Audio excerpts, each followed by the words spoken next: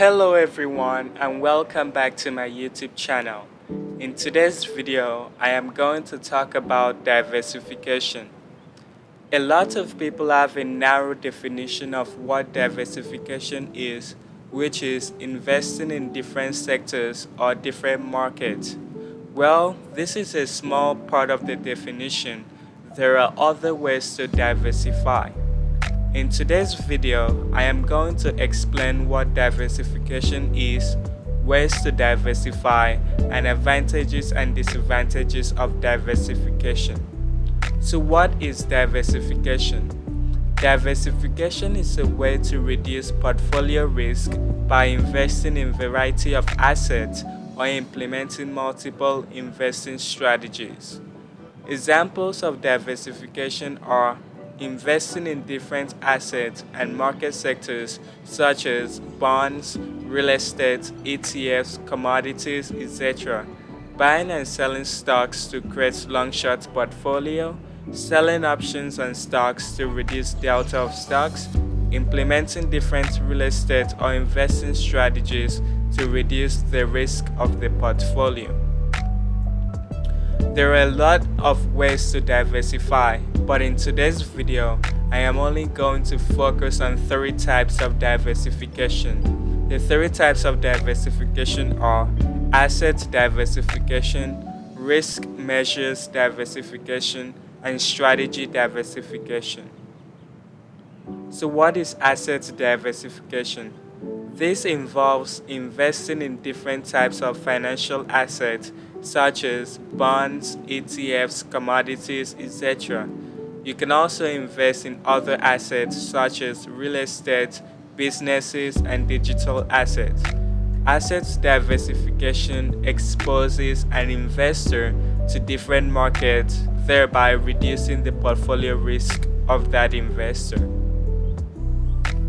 The second type of diversification is the risk measures diversification, and this is actually complicated when you go deep into it. So before we start, I am just going to explain the basic thing you need to know about risk measure diversification. So there are different ways to measure the risk of a financial security portfolio. The most common way to measure risk in a stock and options portfolio is using the beta-weighted delta. So you might ask, what is the beta-weighted delta? The beta-weighted delta estimates the directional and volatility exposure of a portfolio relative to an index. And to see the formula, it is actually the stock price of that security multiplied by the beta of that security times the delta times 1 divided by the index. So if XPY is the index, you would do 1 divided by the price of SPY.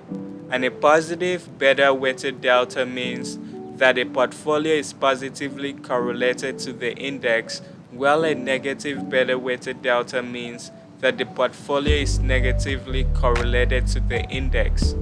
Also, the magnitude of beta-weighted delta estimates the volatility of a portfolio relative to the index. For example, let's look at the portfolio to the right. The portfolio to the right has a beta-weighted delta of 8.57. This means that for every $1 change in SPY, the portfolio would change by $8.57. In a long stock portfolio, investors implement strategies such as selling call and buying put options to reduce the beta-weighted delta of their portfolio. Remember that most investors buy stocks, so their delta would always be positive, and in order to diversify that portfolio and reduce the delta risk, the investor might consider selling a covered call or buying a put option to protect their portfolio, thereby reducing the beta-weighted delta of that portfolio. Investors can also reduce beta-weighted delta by creating a long-short equity portfolio or buy stocks with a negative beta-weighted delta. So if an investor do not want to sell option or buy put option on their portfolio, they might consider selling stocks directly. And when you sell stocks, it produces negative delta, so it reduces your delta overall in the portfolio. Also, um, some stocks naturally move inverse to the overall market. So if you buy those stocks, you would be reducing the delta of your portfolio. As indicated by the picture to the right, the call option sold against AUY shares reduced the better weighted delta of the position from 2.94 to 2.87. So if you look over here, the original beta weighted delta was 2.94. Then when I sold the two option contracts, which is 5.5 call option contract, it reduced my beta weighted delta to 2.87, which also reduced the volatility of my account. Also, going into this beta weighted delta discussion, I actually did some research and I found that in a tested trade study performed on SPY ETF, the volatility of the portfolio reduced between 12% and 35%. And you can see over here in the chart. And though the delta hedging strategy was really good for the bearish market, it was not favorable for the bullish market or the neutral market. So you can see one of the disadvantages of diversification is that it could reduce your returns in a short term, but in a longer term it might be better to diversify your accounts than not diversifying your account. The last diversification strategy is the strategy diversification. So strategy diversification involves implementing various strategies in an investment portfolio. For example, in a real estate portfolio, an investor might implement a buy and hold strategy, a fix and flip strategy, or the burst strategy. In a stock and options portfolio, a trader could sell call and put options, buy diagonal spreads, or trade futures. Strategy diversification exposes a trader or investor to different strategies, thereby reducing the impact of each strategy in the portfolio. Now that you know the different types of diversification, let's talk about the advantages and disadvantages of diversification. So, just for you to know, the financial market is very efficient and you cannot benefit without paying a price.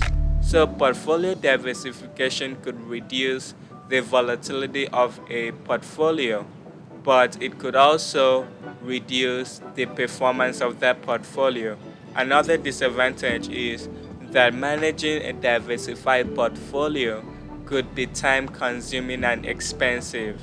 So, if you were diversifying your accounts by buying different sectors and also buying different markets, and some sectors outperform others, and you want to rebalance that portfolio, it would be time consuming and very expensive to do that as well.